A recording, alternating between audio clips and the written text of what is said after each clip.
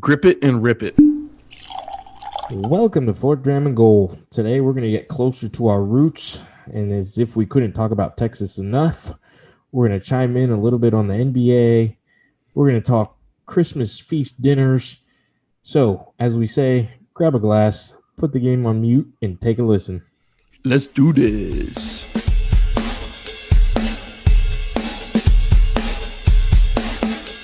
Welcome to Lucky episode 13. We got the ball rolling. I'm your co-host, Kurt, and I've got my Trusty co-host, Dick. That's what you are, my trusty Dick. And as the Dick always does, Drammers, follow us on the Facebooks. That's Fourth Dram and Goal. And then we are rocking the Insta game lately. I'm pretty sure that's a thing. That's what the young kids say. Insta game, Fourth Dram, 4THDRAM. Dude, come check us out and then let us know what's going on. I didn't know you were going there with that, but I'm glad you did. Hey, I always finish. All right. Oh, man. You're just a broken record of ejaculations. Oh, man. So it's a trigger word for some of our listeners. we're on the first dram. It's a new glass. No, sir. I insist that it be you first. I'll take this. So, as I said in the intro, we want to get closer to our roots. I'm going to stop being such a harsh judge on my home state and the whiskey that they have produced. Hold on. Let's say not harsh. You're going to start judging it more often and hopefully not be as harsh. Well, yeah, judging it more often as compared but you're not going to take it easy because I'm tired of. Yeah, that's true. So I went ahead and I grabbed Balcones Baby Blue. Baby Blue. Balcones Baby Blue. We're talking 92 proof here. We are talking a young gun. Was it the color of her eyes? Why? George Strait, man. Come on. I no shit, Sherlock. I just didn't have to go there. So, well, I'm pretty sure that's why they named the whiskey Baby Blue, but okay. You took my Young Gun badass reference. George Strait is badass, don't get me wrong, but when you start singing Baby Blue to me, there's problems. Anyway, it's a Young Gun aged at least 6 months in oak. The only thing I have to compare it to, we've talked about Conies before. I've had the Cask Strength True Blue, so unique, so sweet, very delicious, very good. I'm interested to have this one for the first time. So, yeah, that's what I got in my glass. 92 proof, 6 months. I think I covered my bases. Nice, cool name, cool blue label. What about you, Dick? What's all up in that glass? So I'll tell you what I'm drinking right now is I picked up that Jack Daniel's single barrel proof. I'm in love with it. I'm gonna sound like Akon, but I'm in love with a new whiskey. It's rocking that body. You know the story. All right. The other one, the other side chick that I picked up over here is. Does it have you locked up? No, man. This thing has got me loose and out of control over here. The song. Yeah, no, I know what you meant. Well, yours was a shitty reference. I had to save the day. With Locked Up? The song that got Akon going. I know what Locked Up by Akon is. Like, I can recite it to you if that's not the point. All right. I am looking at Smoke Wagon, not the fun one. This is straight bourbon whiskey. This is the one that is clear bottle, and it has the flowers and dual revolvers on it. It is sitting at 92.5 proof. The 750 set me back $26. I think you're going to see it more often at your liquor stores, and I want you to be very clear on what it is. So I'm going to give you the tasting notes. I'm going to give you the palate notes. I'm going to give you the nose notes, the palate notes, and then I'm going to give you an overall score at the end. Yeah. The Smoke Wagon bottle game is pretty legit. I love their uncut, unfiltered. I'm keeping that bottle. Oh, no, it's a sick bottle. I think even what's better than their bottle game is their Insta game is pretty hot, too. Their Insta game is pretty good. What's the one with the blue wax in the middle of it? Is that the... So the uncut unfiltered does have like a wax stamp, but it's not blue. It's like a black color. No, the other ones do. It's their Desert Jewel Reserve with that white label and the blue wax in the middle. That's a legit looking bottle. I like that one. Yeah, I would agree with you that. I mean, I'm looking at it right now. They've got a lot of actually really sick bottles. I mean, they've got the private barrel, the red stamp. They've got the small batch. I think it's a gold stamp. I think you and I both had the black stamp on it. Um, they've got some interesting. I mean, it's all the kind of the same look and feel. I think the one off actually in the entire brand lineup is this just straight bourbon whiskey. It doesn't look like the Yeah. others. Yeah. And that's usually what happens. But that's the cool thing. We've talked about it and we've kind of gone away from it. We want this to be a show for beginners. When your whiskey circle is small and you've got newbies with you as well, the bottle game is going to be the conversation starter. Talk of the town, yeah. And invite people over, show them that smoke wagon. You could know absolutely nothing about it except maybe a Tombstone reference, and you're going to be good to go. Give me All some right. dual Colt 45s. So we got Balcones Baby Blue. We've got Smoke Wagon Straight Bourbon. They're straight bourbon whiskey. I So was given a sample, so I'm not going to give you the price. Mine's a sample. I think retail on the MSRP on these 750. so MSRP is going to be around 40. Okay. So we'll see how it goes. We'll give you the nose in the next dram. All right. Or do you just want to roll into it, Dick? No, let's go and roll into the next dram. I mean, All right. I'm First about dram. finished with this one. Go for it. What's on the nose? Man, I tell you what, you call this out, and I think you talk about whiskey circles. Man, it's just like Pickle City up on the nose on this thing. Pickles, you do get vanilla. Don't get me wrong. I don't know if like vanilla pickles is a thing, but if it was, there you go. That sounds like a horrible ice cream. Please don't make it. And then you get like, this when you really inhale it, you get the proof, but it's very faint. And then I think on the back end, if you're really searching, I get like an apple cider vinegar kind of thing. Like it's a little bit punchy. And that probably plays into the pickles, like that vinegar tie in. But yeah, I mean, overall, not an amazing nose. It's not going to wow you. It's not going to give you all the. I will say this about it: it doesn't give you all the traditional bourbon notes, like the brown sugar, the cinnamon, like the vanilla. That sometimes the baker's chocolate, or what you want to say. There's very little oakiness on it. So it's different. It's different. And I'll give it that. And I think that's what we're kind of seeing, just like in some of the reviews, like, oh, the whiskey award of X, or even that we talked about the whiskey advocate top 20. It's almost like people are trying to look for, I don't want the best of what I know. I want what's different and out there. And I think that may kind of play into some of the awards that this whiskey has won. Yeah. I don't want to chime in on Smoke Wagon any more than I already have. I think it just ties back to you're such a traditional bourbon lover. Like, yeah, you love the good old boys. yeah, well, yeah, sure. So Blue Baby. That was Baby Blue. All right, so Baby Blue on the nose.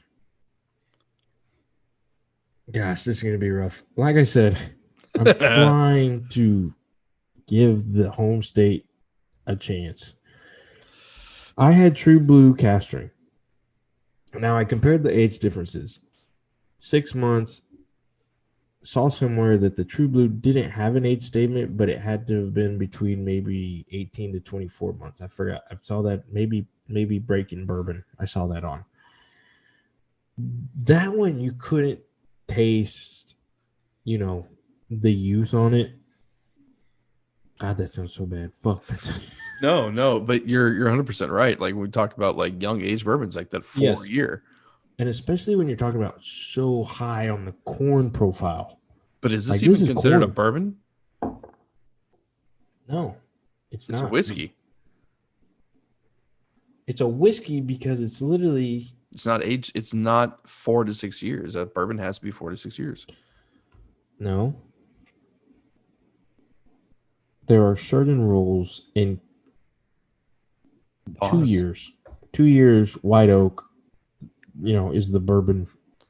When you start getting into all those rules and everything. But this doesn't meet those. No, this is it's a whiskey. It's Okay. not going to be a bourbon. Okay. So they're both 100% blue corn. Okay. You definitely got blue corn on the cast strength, but you got other sweet things. This is this is White Dog. Like this It's is but it's White Dog's different because like I own a bottle of White Dog, and that is the mash bill. It is mash bill number 213 before it goes in Buffalo Trace. But you're looking at something that is barely touched a barrel. yeah, It's like 6 months, right? yes. That like I and I'm not trying to take away, but like when I first reviewed this Oh, okay. this smoke wagon, go ahead. Mhm. No, like I try to look at color now, right? So color, like what does that color look like? I said this jokingly, like it looks like blinker fluid, which Blue? is not a real thing. But it's like so amber and so light that it's almost orange and it almost looks like blinker fluid, right? If you put this inside a blinker, like, oh, that's what makes a blinker fluid. But when I look at that and I hear you talk about it, that's even lighter. That's like barely touched. It's like you took a brown marker and just dipped it in it real quick, and it just pulled just enough color to make it interesting. Well, it's like moonshine. No, I think it's a fair point though. Like White Dog is moonshine, but when you look at this, it is a barely aged White Dog. It's a barely aged moonshine. Yes, and it's so. I was into the show Moonshiners. I picked up Old Smoky Moonshine from the Yep, liquor store. for sure. That is this, and somebody took a dip of maple syrup and put it in there. That's this. That I think that's a great comparison. That is it. That is pure corn, Old Smoky Moonshine with a dash of pancake syrup, and that's the nose on this thing. And the next one I want to do now, I want to bring out my White Dog and put this in one of these discussions. Yeah, that's what I'm getting. I mean, That's exactly what like this is. if you like moonshine, I have nothing against you. We've also had I that love talk moonshine. though. I You like know the moonshine. difference between real moonshine and In Mashville, yes. well, real moonshine and what moonshiners Old Smoky is like. Oh, I took some moonshine, I put a bunch of grapes in it. All right, cool. Yeah, that's exactly what that's. All right, so we got through the nose. So we're taking a little bit of a break from sports right now. For a little bit, Christmas is coming up, which is NBA time. which is NBA time. You are correct. But also, you've got to eat something at the table. What? And there are some things when it comes to conversations on dinners of the table. Do you do a turkey again? No, Do you recreate your Thanksgiving dinner? no. Do you throw in something different? You need some beef. If you're from the San Antonio area and not so much the Houston area, but definitely down south where we came from, old Crooked Christie area, you've got to have some tamales on the table. Am I right? Ooh, man. Yes. Yes. Yes. And the key is not too much masa. You've got to have good filling. Well, that's only coming from your grandmama. Anyway, Well, sometimes good co-worker at work, she hooks you up. But they opened up a Delia's in San Antonio. dude, it is literally 10 minutes from my house, less than 2 miles. Then you probably need to get your ass there. Yeah, I know. Like yesterday. tomorrow. Yeah. Dude, Anyway. I'm not even joking, not to go on a tangent, but for the first month that place was open, it was packed out onto the frontage road on 1604 every day. So those of you who are not familiar with the area, tamales, big name in the game is Delia's. It's a Valley, South Texas thing that they opened one up in San Antonio, and it is apparently lived up to the name because that line is just ridiculous from the pictures. And big Christmas time thing. It's at the table. It's a must-have. Where we came from. Do not put some damn ketchup on your tamales. That's a whole other conversation. Who the fuck does that? It happens, man. You'll see it. You'll Fucking see white it people. happen. Okay. Dick is white. Just to clear the air on that. I'm as Irish as Irish Spring.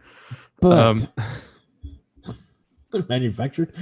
But there's other things. So we're gonna give you a couple of our dishes that we're gonna have at our table, a couple of dishes that we think you should have, and we're gonna talk about a whiskey that we would pair there.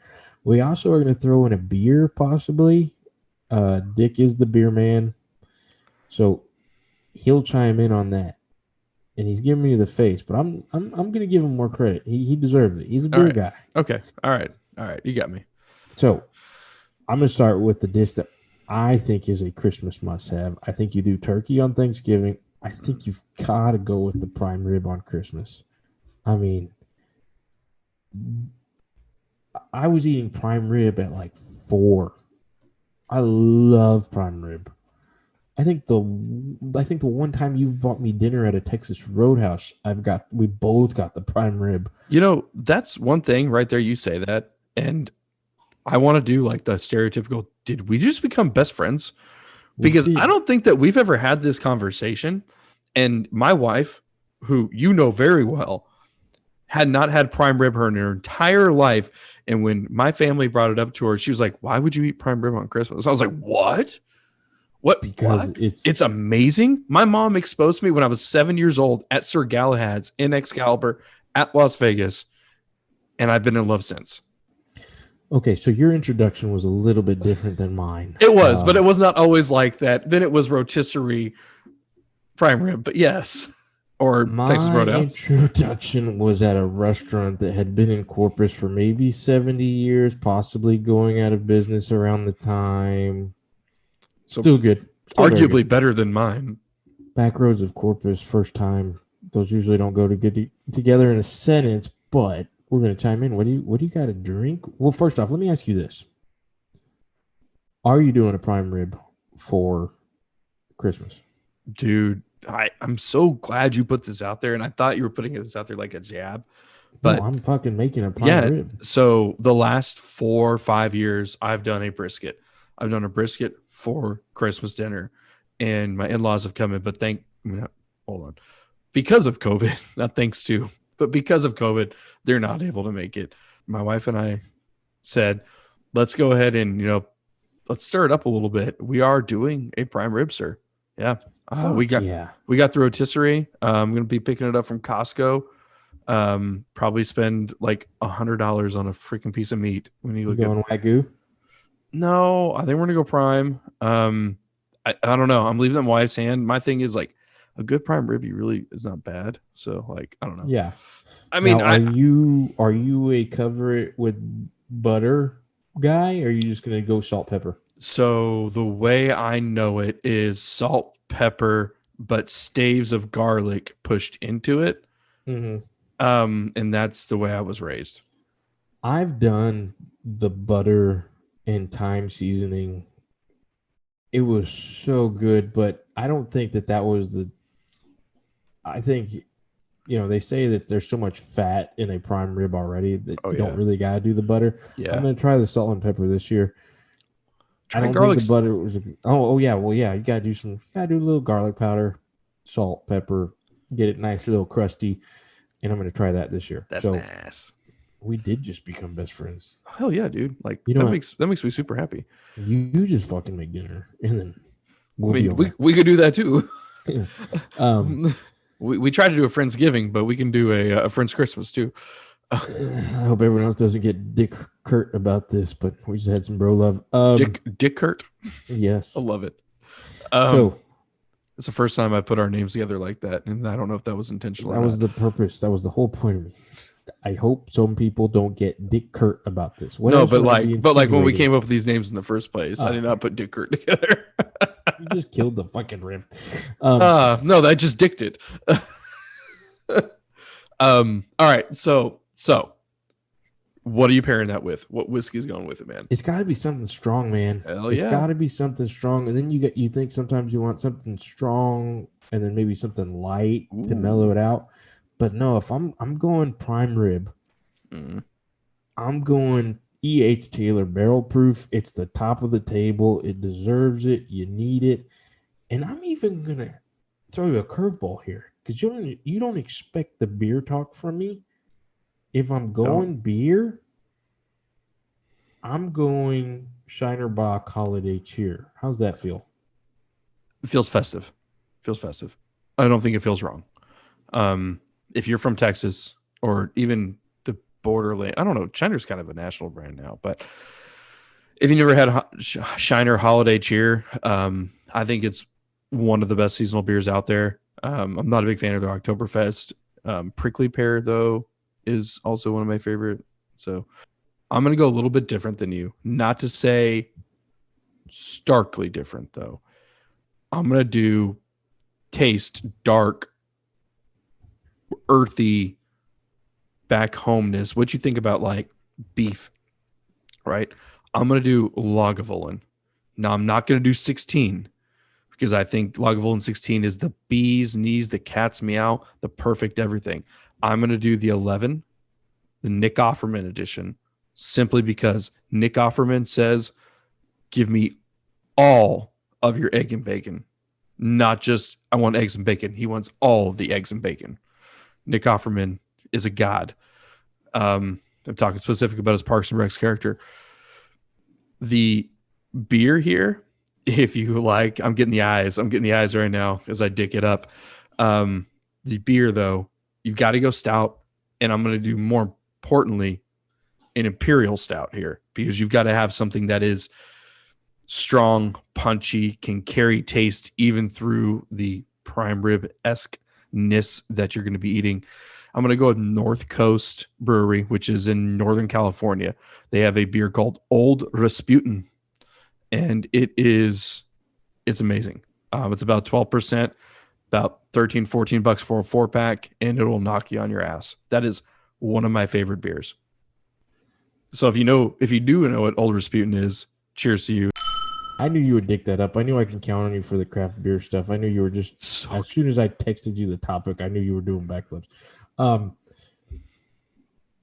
Also, going back to the E.H. Taylor, I had a sirloin and followed it with an E.H. Taylor at Whiskey Cake a couple weeks ago. good for you. And E.H. Taylor is one of those where I could have eaten, fucking Brussels sprouts before it, and I still think it would have been fantastic. But I like Brussels sprouts. it went perfect. Of course you do. You're fucking dick. But as soon as you said Old Rasputin, I thought of that comedian. Who's the guy on Netflix that I am the machine? Oh, Bert Kreischer. Yo, dude. He's one of my favorites. I've seen him in person. I've I taken a love picture that with guy. him. My wife and I Shut took a up. drunken picture. Dude, yeah. Yeah, my wife and I actually went to his October 2019 show here in San Antonio. And we saw him live. How are we becoming better friends on He- this episode? He did his whole shtick, which I think was his lead-in for his most recent Netflix one. And then he did the Machine show at the very end. Oh, it was no.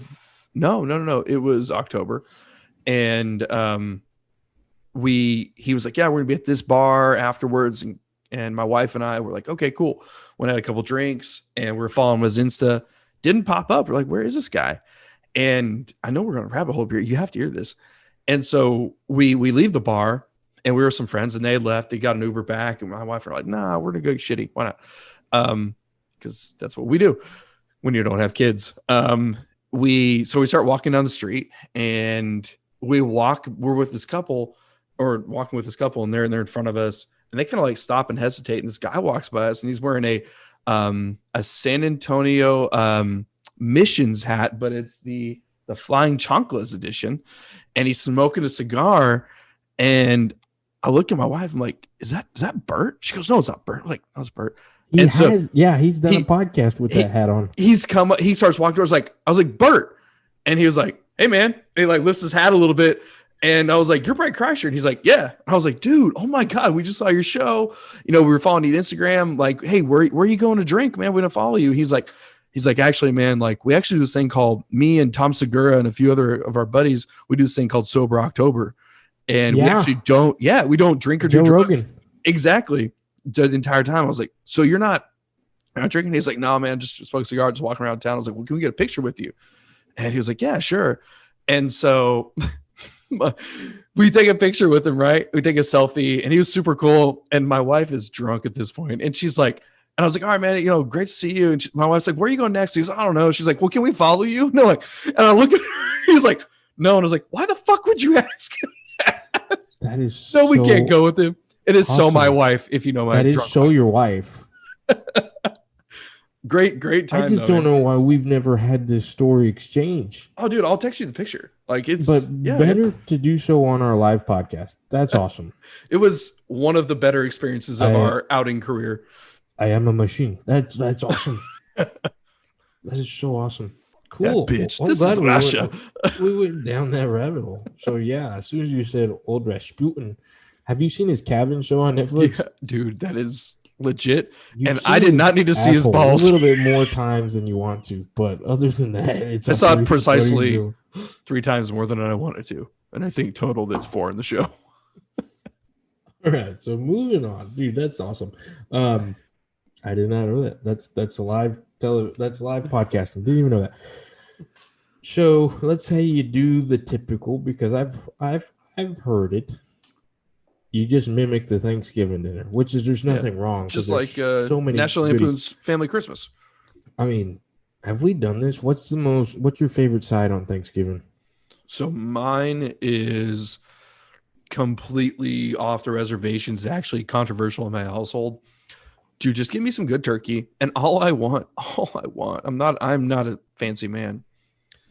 All I want is some stovetop stuffing, dude. That's all I want. That's not controversial at all.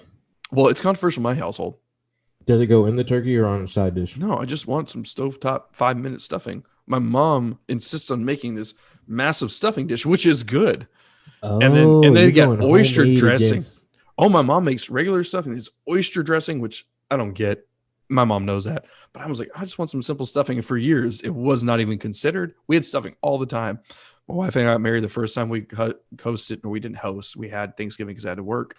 Here at home, I was like, all I want is stovetop. She's made this big ass bowl of stovetop. Dude, so H-Town hold it down. New to the area, I had to do a crawfish stuffing. Crawfish boil. No, crawfish stuffing. What? For Thanksgiving, yeah. That sounds a lot like oyster dressing.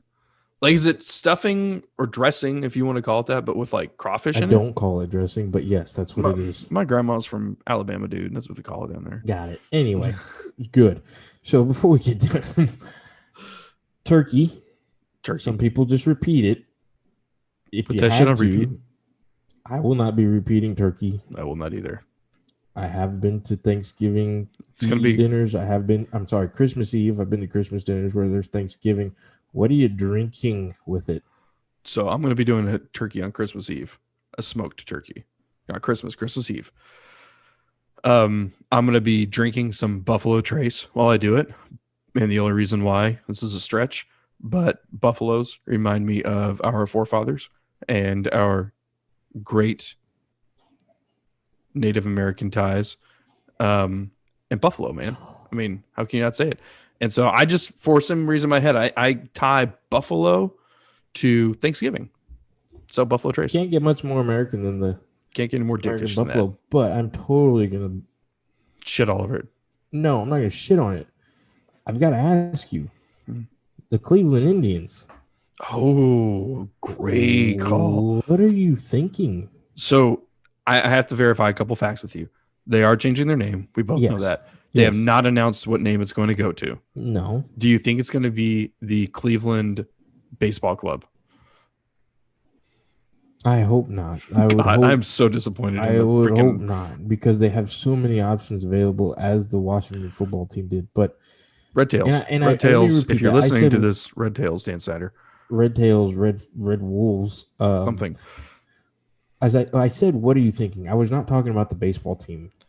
I was talking about, like, what is Dick's opinion? What is he thinking? I think. So I think. Are you asking my opinion on the name change? Yeah. So when I said, "What are you thinking?" I'm not talking about the Cleveland organization. They're doing what they need to do. What do you think about it? What are your possibilities? Oh, what are my possibilities? Okay. So first of all, I think it's the right thing to do because I think it's different from the Seminoles organization, right? The Seminoles have gotten permission from the Seminole tribe to use that name. So I'm going to just clarify that. The Indians, I feel like I don't want to be shitty to Cleveland, and I don't want to be more shitty to the state of Ohio than I already am with OSU. I don't have any like front runners, so I'm gonna kind of give it to you on this, but I don't think there's any just obvious choices. Yeah, before giving you the name change, I understand. They're like, I can't see with the same thing with the Washington football team. I was not a fan of the team before. And it's the same thing. So it's going to hit the fans harder. Mm-hmm. You know, you're talking the fans that have, you know, lived it their whole lives. You had the Major League movie, of course, which was the reason that I bought probably over, you know, 5 Cleveland Indian hats, the same hat We because of just Wild Thing Vince Vaughn or Rick Vaughn. One thing we know about you is if they make a movie about a sports team, you're going to buy all of their gear. So Notre Dame. Exactly. So when you watch this safety movie, I expect you to be decked out in Clemson shit. Exactly. I'm basically like, you know, Adam Sandler who wears like the random colleges. Yeah, I like to Or, flick you know, this. the world's you know, worst bandwagon fan, but yeah. I'm not a bandwagon fan. Okay, dick. I buy hats that look cool. I have a Charlotte Hornets hat on for God's sakes right now because of the colors. Anyway, talk about throwing my business out there. So I understand there's going to be people that are going to be upset, but you know what needs to be done needs to be done. There's cool alternatives out there. Just when I glanced, apparently they were the Cleveland Spiders back in the day. No, God, no. Okay, the traditionalist wouldn't mind that. I think They're going to steal the Richmond Spiders logo. Yeah, because everyone knows who the Richmond Spiders are. I mean, if you watch college basketball, you know who the Richmond Spiders are. Yeah, because everybody watches college. I could literally do that. Another one that was on there was the Cleveland Naps, because that's what they were called back in the day because of their manager who was named Napoleon Knapp. So those were some of the names I saw trending. That's horrible. Spiders would be cool. No, it's not. No, it's what do you not. want to be the Cleveland Drew Carries? I don't know. What do you want? Why are the Cleveland Browns the Cleveland Browns?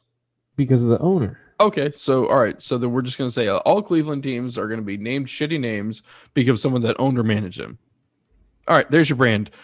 Guess what? The best thing about Cincinnati, it's not Cleveland. They do have the worst uniforms consistently sometimes. Who? Not a fan of the Bengals uniforms. Oh no, those are the worst. Those look like something that someone put together on the 2003 Dynasty mode of Madden. They need to follow the trend of the Buccaneers and the Browns, and they just need to go back to what they had before. Or they just need to like entire revamp.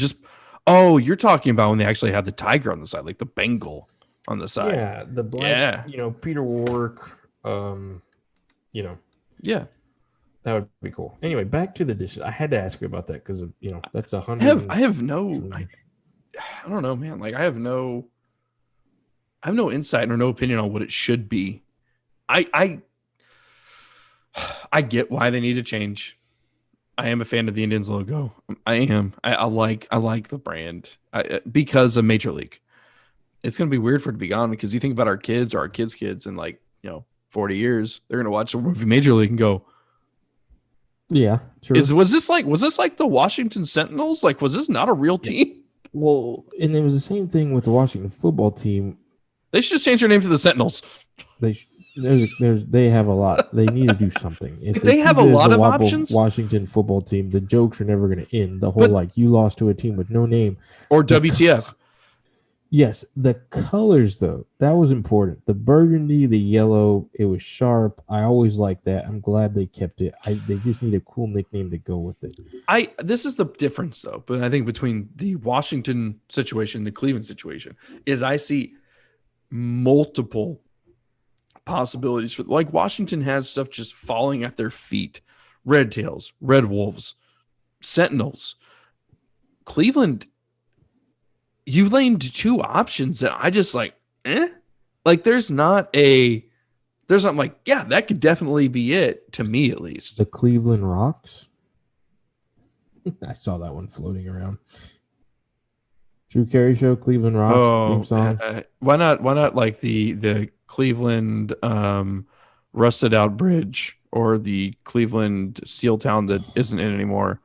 Or hey, the Cleveland Steelers. Oh, how about the Cleveland Steamers? You're losing our Cleveland fans. All one of them. My aunt listens to this one. So back to the turkey.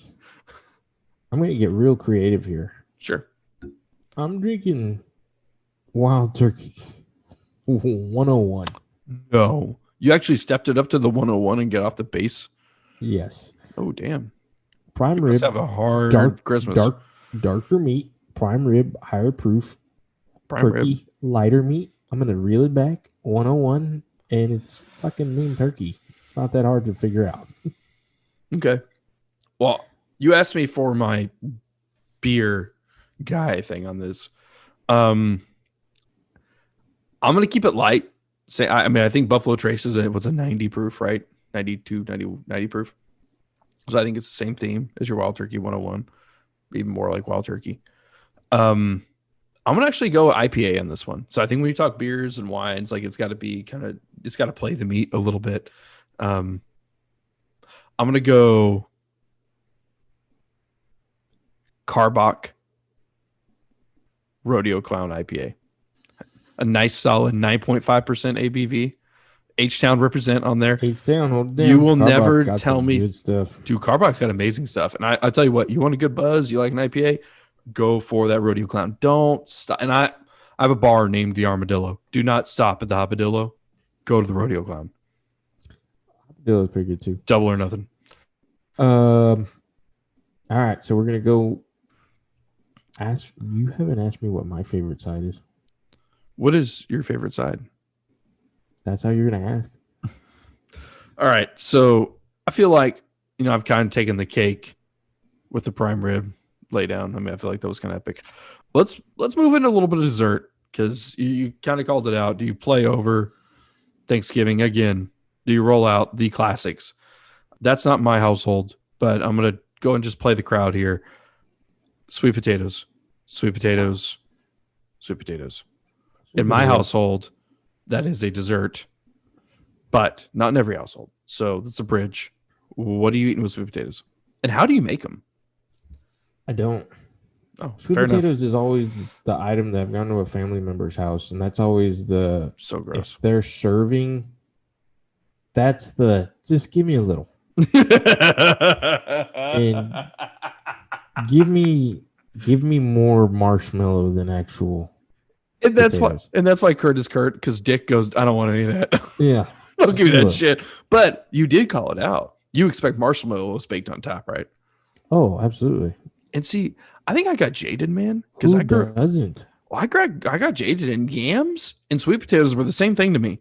Oh, what a bunch of dicks. Okay. Dude, tell me, family dicks here. But now that my daughter's like, I love sweet potatoes, like, because you fucking have a fucking inch and a half of roasted marshmallows on top. Yeah. And I still won't. My favorite side of all time was one of those that grew with me, and I love it a lot more than I did when I was younger. Sweet potatoes did not do that to me. I still don't. I'm still like, okay. And since you were so eager to share your stovetop, I'll let you know what my favorite side is. I need at Thanksgiving, and I'll be cooking it on Christmas Day. It needs to be there. I'm a green bean casserole guy, man. Ooh, I can get with that. I can get with some green beans. Fucking love green bean casserole. So and do not. With some bacon bits? You need a little bit of bacon. You need do not give me. It has to be the French green beans. Okay. Has to be the French green beans. Don't give me the short stubbies. I don't want them. He's gonna get some bitch about it. You want them long green beans? Yes, I do. I want fucking French green bean casserole. That's that can get thrown onto anything. It can get thrown onto the stuffing. It can get thrown onto the mashed potatoes. I need that. I'm also going to serve up mashed potato. That I'm keeping Christmas simple. Prime rib, green bean casserole, a good buttery mashed potatoes. Done. Oh, and of course rolls. Can't forget the rolls. Oh, hold up. You're in Texas. You can go Texas toast? No, Oh, dude, Texas toast so good. Texas toast is great. Eat it every other day of the fucking week in Texas, but not. Hold up. I'm going to say Texas toast, and when you soak up the prime rib juice, chef's kiss. Tell me something you don't soak up with Texas toast. But I'm saying, like, those two things together, it's so fatty and good. I wanted to propose to my wife all over again. She made a hamburger, and the buns were Texas toast. I might propose to your wife now. That was phenomenal. So back to the whiskey choice for sweet potatoes. Something sweet, something mellow. I'm going to go Maker's Mark 101. Sweet flavors, not too sweet because you're already going to be overpowered with the sweet potatoes. Nice color, nice vanillas, caramels, a little bit of cinnamon, classic Maker's Mark taste. That's what I'm going with. No, for you drammers out there, don't be fooled. Kurt's first choice on this was mellow corn. Ooh. I've never had mellow corn. I haven't either. I don't need to. I'm going to go a little bit. I don't disagree with anything you said. Not a sweet potato guy, so I'm not going to pretend like I am. But I'm going to do sweet, savory combination. I'm going to go with Evan Williams single barrel, which is one of my more recent picks. About $26. It's got a nice wax top on it. Nice nutty note throughout it. I think it's 86 proof. Recommend it. But I think when you're talking about sweet savory, can't go wrong. All right, let's wrap this fucking food shit up. Bring it home. Dessert. We got pumpkin pie on the table. What are you drinking? Well, I don't like pumpkin pie, so I'm just gonna make it even worse. What the hell? Dude, I don't. Dude, you talked about like desserts in my household. Give me key lime pie. You're a fruitcake guy, aren't you? No, you like kind of. Give me a good homemade key lime pie. On my on wife, Christmas? Thanksgiving, Christmas, twice on Sunday, and every other day of the week. Key lime pie. Are you having Christmas in Florida? No, I'm having key lime in Texas, South Texas, Central South Texas. But yeah, key lime. You don't like key lime pie. All right. So Kurt, you know my wife. I'm gonna have her make you one of these times one of her homemade key lime pies to die for. Does it taste like key lime pie? It tastes like whatever. Well, I'm not going to go there. It tastes like whatever the best thing in your mouth could taste like. That's what it tastes like.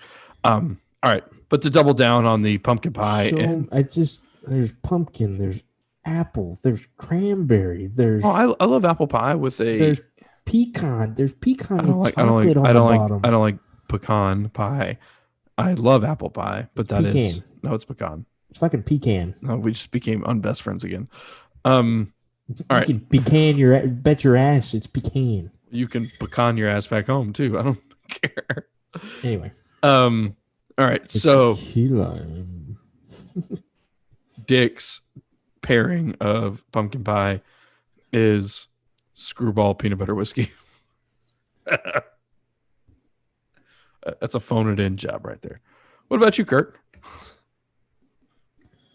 Flavored whiskey on the show. No judgment, Joe. That's okay. I've had a couple of samples of screwball at the liquor store. Would not buy it, but to each their own. I'm going to go with a rye. Spice, sweetness, pumpkin pie. I mean, any rye. That's it. That's all I got for that. I love that choice. I'm still shocked by it. I love your choice. I'm not going to be a judgmental asshole. No. But how can you not like key lime pie? But all right, if you're listening to this, send an email. Is key lime pie a Christmas fucking dessert? I want to know. Send it in Fort Dram and Gold. Why is it not? gmail.com. See, Thanksgiving. There's an argument point. Thanksgiving, Christmas should not be. Oh, that's traditional Christmas or Thanksgiving food. It should be what you like. Put the best food on the table that you like. That's what you should have. And prime rib, we can agree. Prime rib is up there.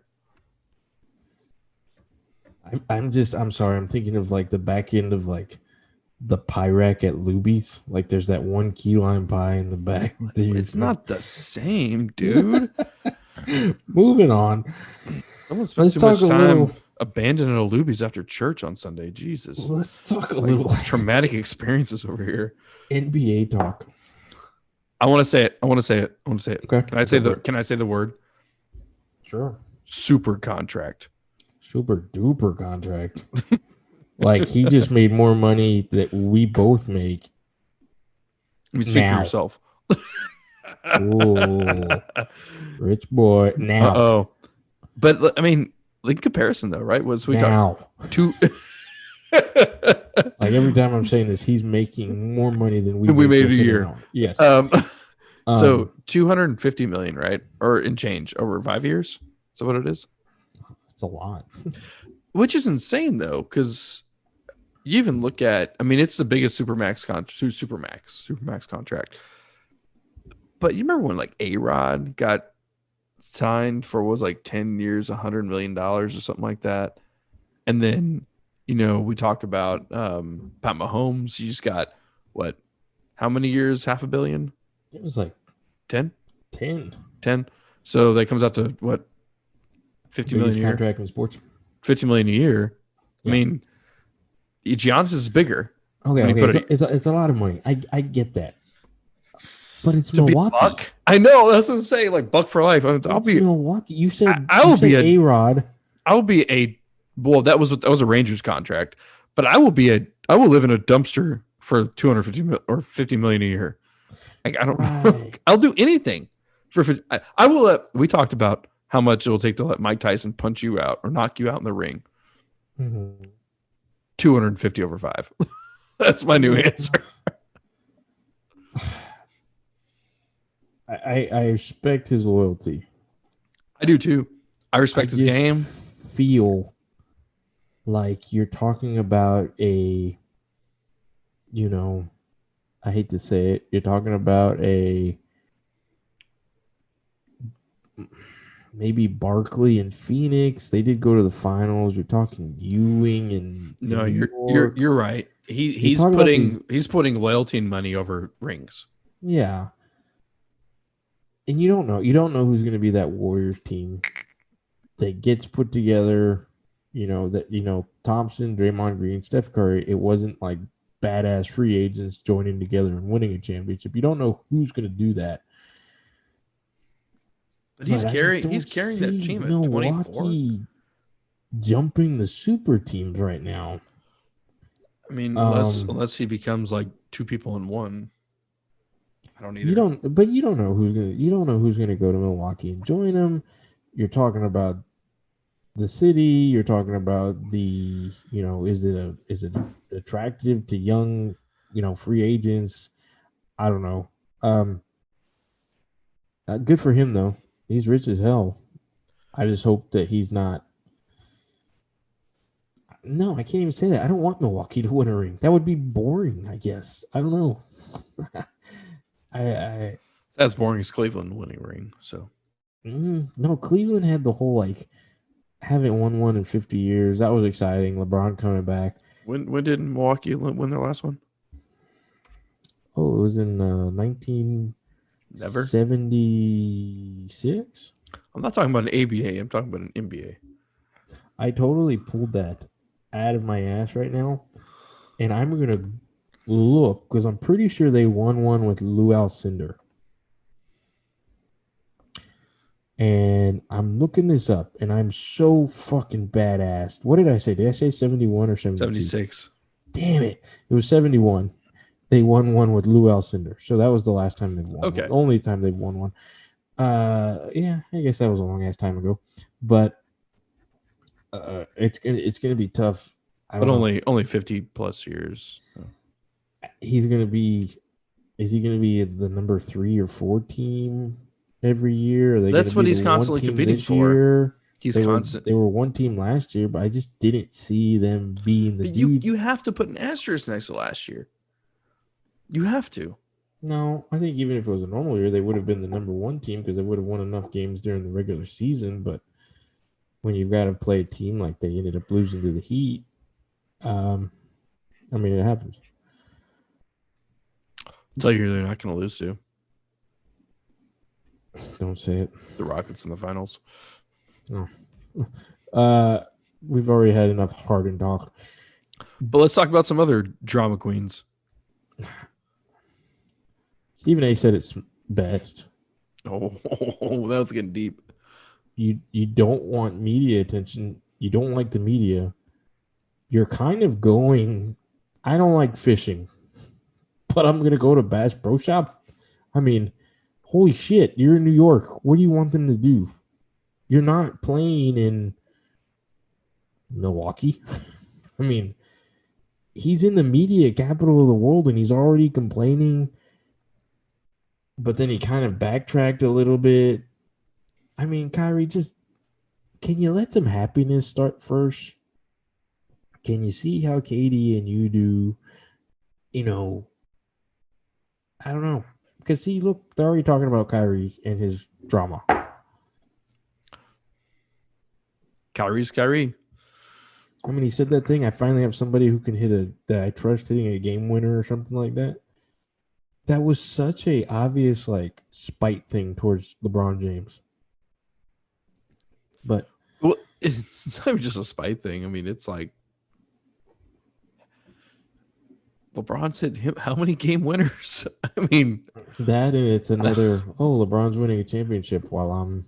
Yeah, you're just mad. Like you're just mad, bro. Yeah, not succeeding in Boston and in New York and waiting on Kevin Durant to save the day. Amen. Anyway, not going to talk about Kyrie because that's.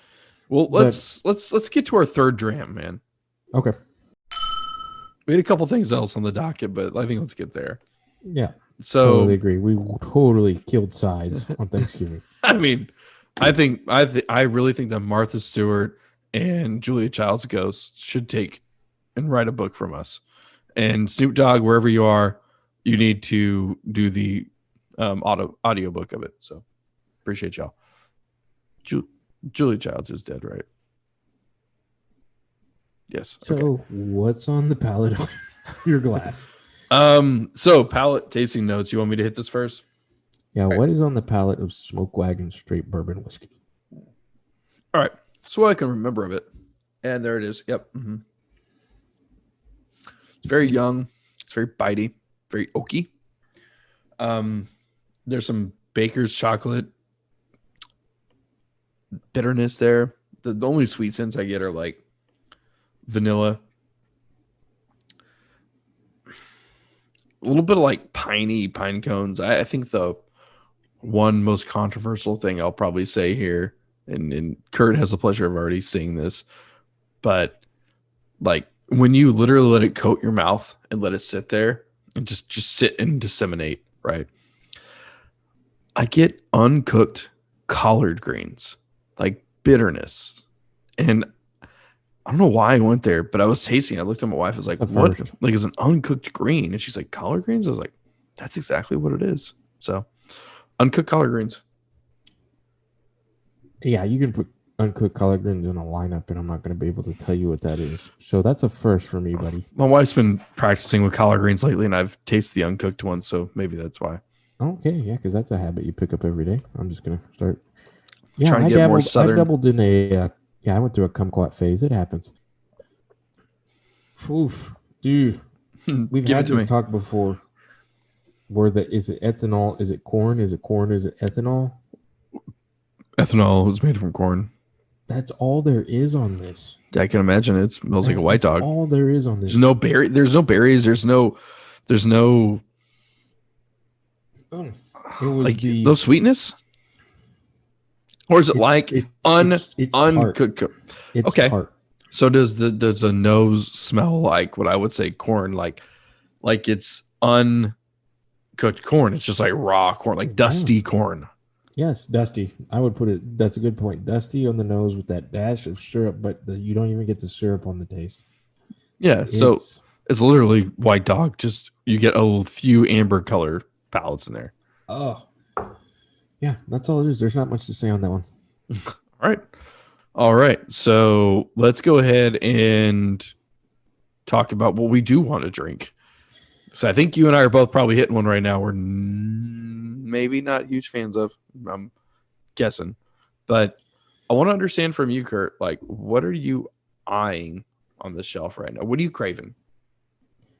So I wanted that to lead into our next segment. I need to give Texas whiskey a chance. I read an And you article the try other it. day. I wasn't going to let this one glass determine it, but I read an article the other day where Texas is getting up there into Tennessee territory when it comes to whiskey. And that's All pretty right, bold that's very bold. because In the it's Kentucky, and then I'd go Tennessee. I just had such bad experience when I started with bourbon and when it came to Texas whiskey. And I'm not going to throw the small craft distillers under the bus, but I can well, think of three, and I may have already said it in previous shows. I can think of three right off the bat that literally I wouldn't recommend even as a mixer. They're so bad. And I think what happened is there's a lot of distilleries popping up. There's a lot of people that are slapping the Texas label on a bottle and trying to profit from it. But I need to stop. I need to give it another chance. I need to venture away from Garrison Brothers. I need to venture away from Balcones. Apparently, not all Balcones are uh, they're fantastic. scotchy. They're well, Balcones is scotchy, man. Like I have a bottle sitting. I've talked about it. It's just super high. The biggest thing about Texas whiskey, and I'll just lay this out there, is because of our climate, it's a hot and cold, hot and cold. Yeah, and Like I it gets meant to so say much more that in the oakiness. intro. Yes, I meant to say that. It's that Texas funk we've talked about. Yeah.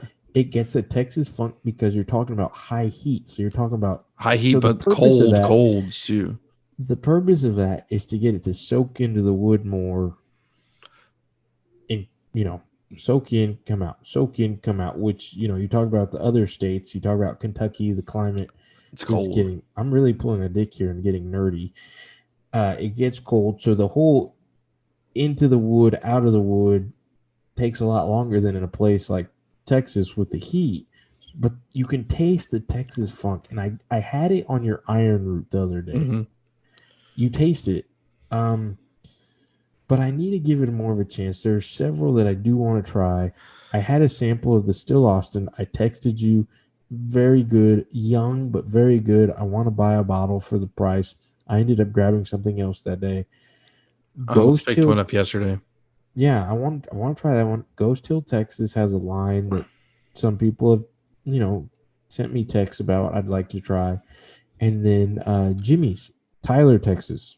That's another one that I'd like to try. I need to give the home state another chance. I think there's a very fine line that Texas whiskeys have to walk because of our climate. And when you get nerdy on it, I mean, that's the reality though, right? I mean, that is what we deal with. I'm gonna be honest, because when it comes to everything in Texas, I mean barbecue, I'm Hmm. gonna say we're up there with the best. Hmm. Comes to football, I'm gonna Hmm. say we kick ass.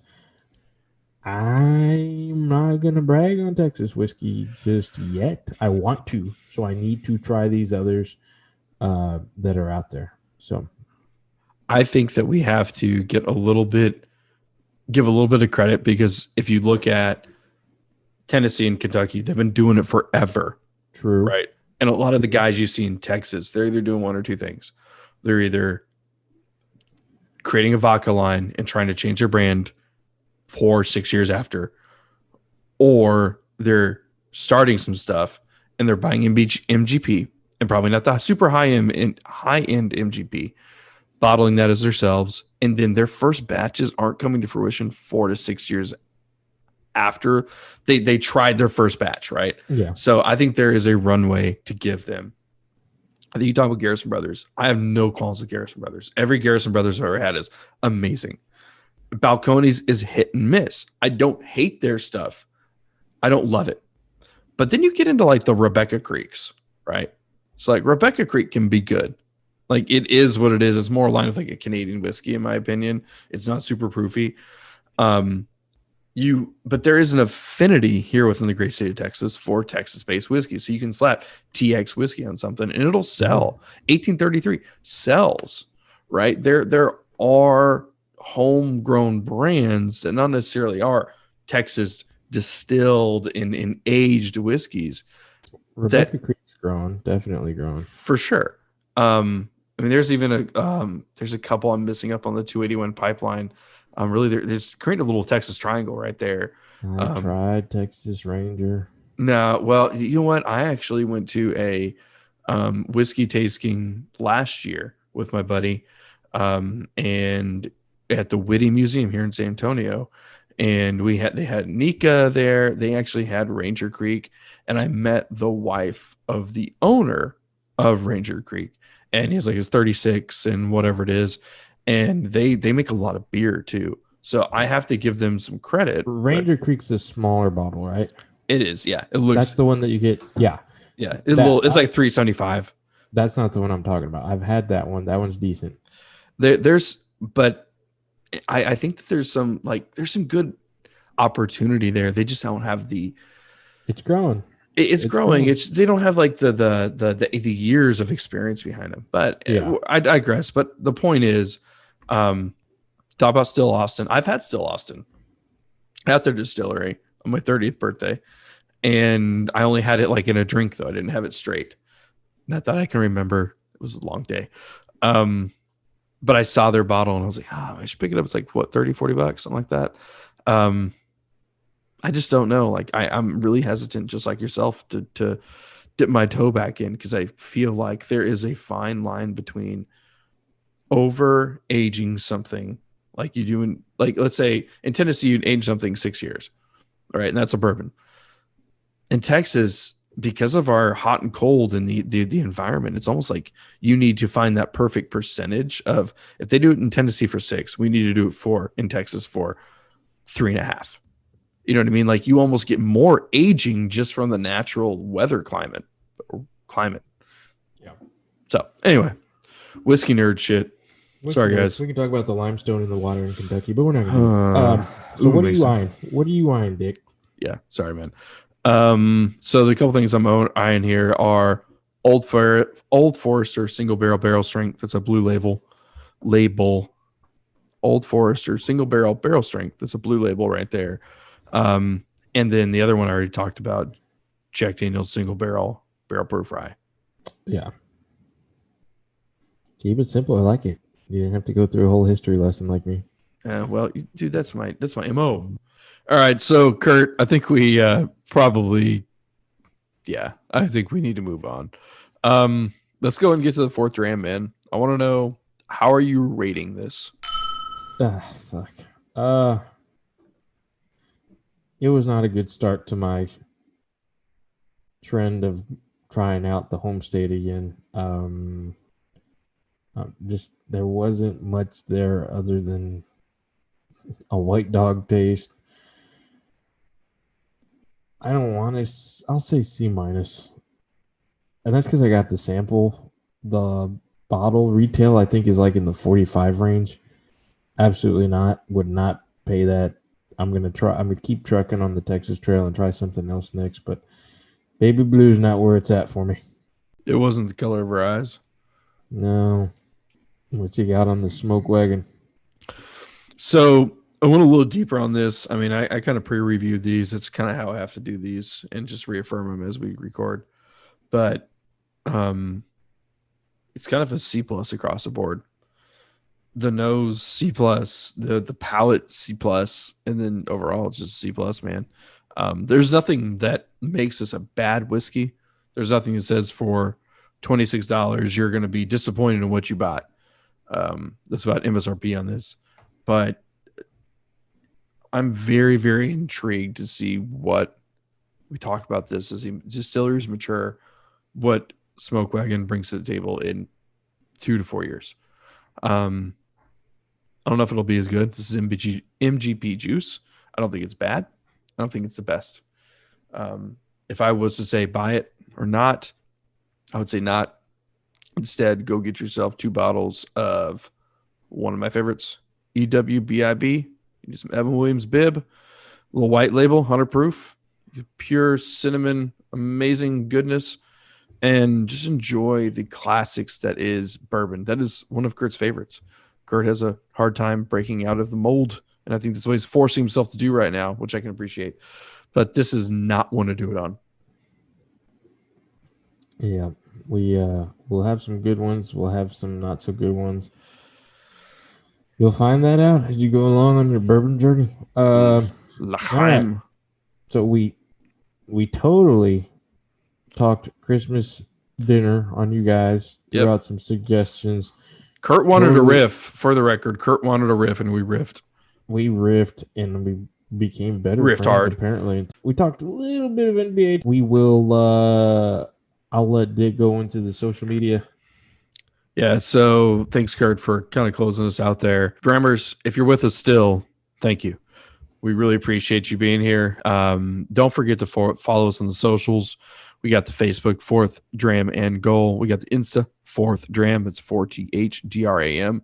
Also, we said multiple times throughout the last 2 episodes, hit us up on the Gmail, man. 4th Dram and Goal at gmail.com. Kurt and I both had that synced up to their phones. We're anxiously anticipating and awaiting your replies. You will get an answer. You will. It might be a fuck you. And we're like, oh, thanks for listening. And hey, you listened to us. So I'm going to hand it over to Kurt, though, for I want to close this out on the quote of the episode. All right. Well, I absolutely have a quote for you. Nolan Ryan, he said, "It helps if the hitter thinks you're a little crazy." In his great quotes from the baseball world. Thank you for listening to the next snap and the next dram. Drink on, Drammers.